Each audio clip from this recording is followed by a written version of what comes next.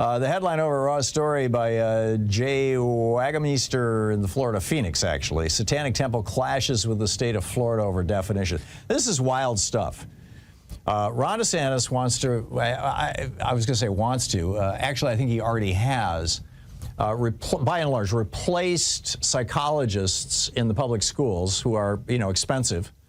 You have to actually hire and pay professionals and counselors with pastors, with religious people who very often have, literally no formal training other than having been certified by their church. And certainly no training in counseling or in psychology or psychotherapy or child care or education. And so, when he first did this, the Satanic Temple, which is a group that actually, they have nothing to do with Satan. They are agnostics and atheists. They don't believe in Satan, but they use Satan as a foil, essentially, to point out the hypocrisy of these violations of the separation of church and state. And so they came along and they said, okay, cool, we'll put some satanic ministers into some schools. And immediately the DeSantis administration said, okay, no, you can't do that. We're going to come up with a definition of what is a religion and who is a religious person. Now, keep in mind, Buddhists do not believe in a specific deity, by and large. There's a bunch of different varieties of Buddhism, but by and large, Buddhist teachings are marvelous, but, they don't pray to Buddha. Sometimes they bow to him like respect, but that's a completely different thing. And Unitarians are agnostic on the issue of even if there's a God, much less Jesus. And yet the Unitarians have been around since, I don't even know when they first started. The Unitarians were a big deal back during the time of Jefferson and Washington. There were a bunch of Unitarians who were in our, who helped write our Constitution, were part of our government. And DeSantis' new definitions would completely eliminate Buddhists, would completely eliminate Unitarians, and of course would eliminate the Satanic Temple, which doesn't acknowledge a God. Here is their new definition.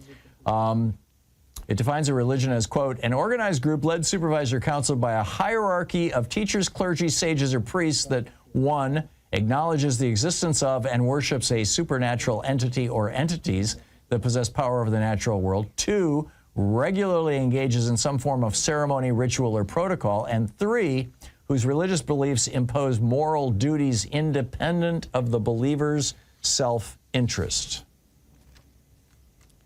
Right. So Ron DeSantis is now telling Floridians what religion is and what religion is acceptable in the schools when there shouldn't be any religion in the schools.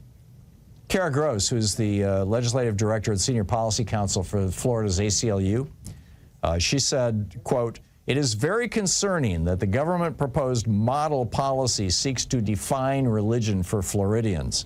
This is the opposite of religious freedom.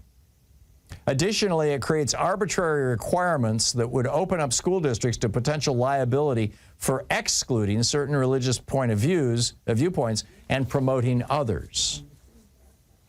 Richard Laser, who is the president and CEO of Americans United for Separation of Church and State, he said, quote, the policy permits chaplains to provide spiritual guidance to students, but that is not a role of public school officials. Public schools are not Sunday schools. And people of faith, along with the non-religious, all have a stake in keeping church and state separate. He adds, religious freedom means students and their parents, not politicians and public school officials, get to decide if, when, and how to engage with religion. Florida's public school board should refuse to implement this or any policy on public school chaplains. Now, of course, this follows Oklahoma. Kevin Stitt, the governor of Oklahoma, ordering that every school in the state post the 10 Commandments on their walls. It follows the, Alabama's Judge Roy Moore and all his efforts to get the 10 Commandments on the State House lawn and every place else. It's just wild stuff. It's wild stuff, and it's wrong.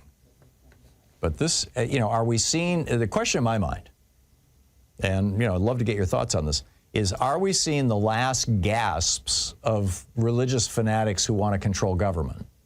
Or are we just in the early stages of a religious takeover of our government? I think it's the former, not the latter.